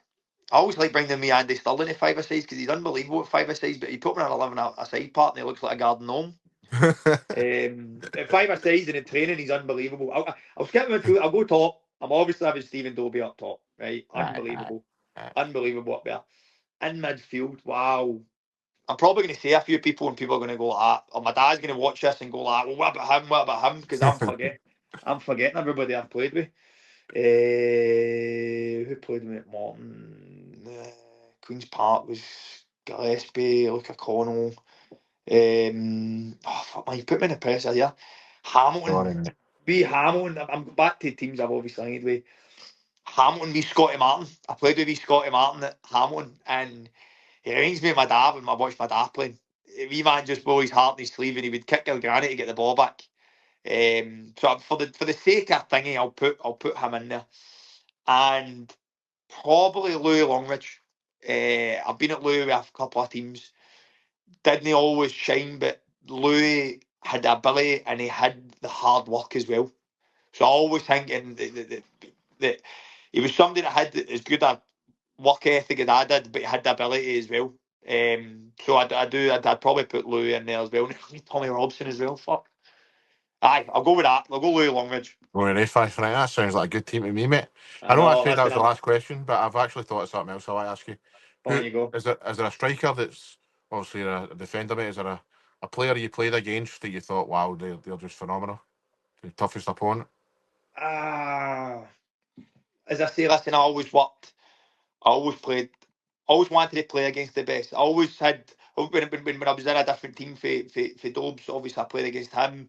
Shanklin was a handful as well. You knew it was like coming up the leagues. I used to always text Lawrence before we played each other saying, listen, I'm going to kick fuck you today, but you know, I'll apologise to the referee. I usually do that to people I play against. Other players big strikers. Do you know, I always, because people ask me who's the best player you've played against, right? And I can never give him the credit because I always think that if somebody's had a good game, it's because I've done something wrong. Right? That's how I usually judge things. I go, he wasn't that good. If I'd have been better than this or better than that, I could have had a hold of him, no bother. I remember we were playing Celtic for Morton. I was playing right back, and I moved into centre half in the second half. But I was playing right back. I was up against Scott Sinclair. I had a great game against him. He ended up getting taken off, and then they ended up bringing on Edward. Right, that was their sub. We had the back bench for the. So they brought in Edward and Dembele was playing, and the two of them were just a different level. Do you know what I mean? It was so you're playing against guys who do that to defenders week in, week out. So I'd probably playing against players like that at the top level. Lower leagues down, Big Armandoni. Don't know if you remember Big Armand. He was a handful because he played at Stranraer, and they could take a throw in for their own touchline and get it in the box. Do you know what I mean? And he was just an absolute handful. How do you beat him in the air? Because he was when we signed him at Alloa, we had to get a strip made for him. He was the only player that had his own design number because no other tap fitted him. He was just an absolute handful of a guy. And he was always he was trouble. Aye. So he was one of the hardest. Aye. Brilliant, mate. Honestly, Mikey, it's been a total pleasure, mate. Thanks very much for your time, man. Not honestly, at all, mate. Absolute professional, man. Honestly, and like all the things you've said about how you approach the game and how you are as a person, how you're as a captain, and that. I mean, it's just really inspiring, man. And I love players like yourself, like I said. And honestly, mate, I think you can, with your attitude and the way you're playing the new and all that, mate. The sky's the limit, man. Just keep going and going and going. Of course. Listen, I'm no any point of slowing down yet. I'm still, I feel fitter than ever. And when people start, I hate when people start looking at players and going, "Oh, he's 34 now. How many years do you get left?" As I said, go back to watching my dad. I watched my dad play up until he was 45. He won an amateur Scottish Cup at 40 odds. You know what I mean? And I'm going, who said? Like, I go into every team and I win all the fitness tests, and I go, so who's telling you that all these players are slowing down? I just think that's something that people think you need to go with the youth, but who do the youth learn after? They learn after experienced players.